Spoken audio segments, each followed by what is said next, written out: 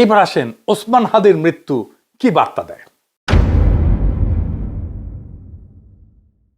ওসমান হাদির মৃত্যু এক শূন্যতা এবং এক অসহায়ত্ব দেয়।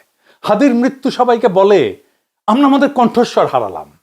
ওসমান হাদির মৃত্যু ক্ষমতার শোক না, ছিল প্রতিনিধিত্বের শূন্যতা।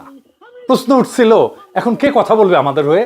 হাদির মতো এইভাবে সত্য উচ্চারণ জনগণের জন্য কে করবে? কে সাধারণ মানুষের হয়ে সাধারণ মানুষের মধ্যে থেকে উঠে গিয়া ক্ষমতাকে চ্যালেঞ্জ করবে? হাদির জানাজায় এসছিল মূলত তরুণেরা আসছিল হাদির আদর্শ থেকে আদর্শ গ্রহণ করতে। ওইটা একটা ইতিহাসের শুরু। জিয়ার মৃত্যু ছিল ইতিহাসের মাঝখানে, হাদির মৃত্যু হলো ইতিহাসের শুরু। হাদির যেরকম মৃত্যু ছিল একই ধরনের মৃত্যু ছিল মার্টিন লুথার কিং এর। এই দুইজনের মৃত্যুতেই তৈরি হয়েছিল একটা প্রতিনিধিত্বের ভ্যাকুয়াম, শূন্যতা। দুইজনেই ক্ষমতার শীর্ষেও ছিলেন না, রাষ্ট্রের আনুষ্ঠানিক কেন্দ্রেও ছিলেন না, কিন্তু সাধারণ মানুষের ভাষার প্রতিনিধি ছিলেন। তাদের মৃত্যুতে ক্ষমতার ভারসাম্য বদলায়নি, কিন্তু জনগণের মধ্যে তার কণ্ঠস্বর হারানোর শোক তৈরি হয়েছে।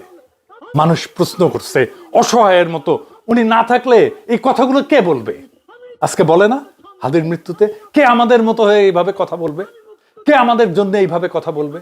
হাদির মৃত্যুতে এসে বলে না সবাই কে এইভাবে এত সাধারণভাবে আমাদের কথাগুলো আবার বলবে?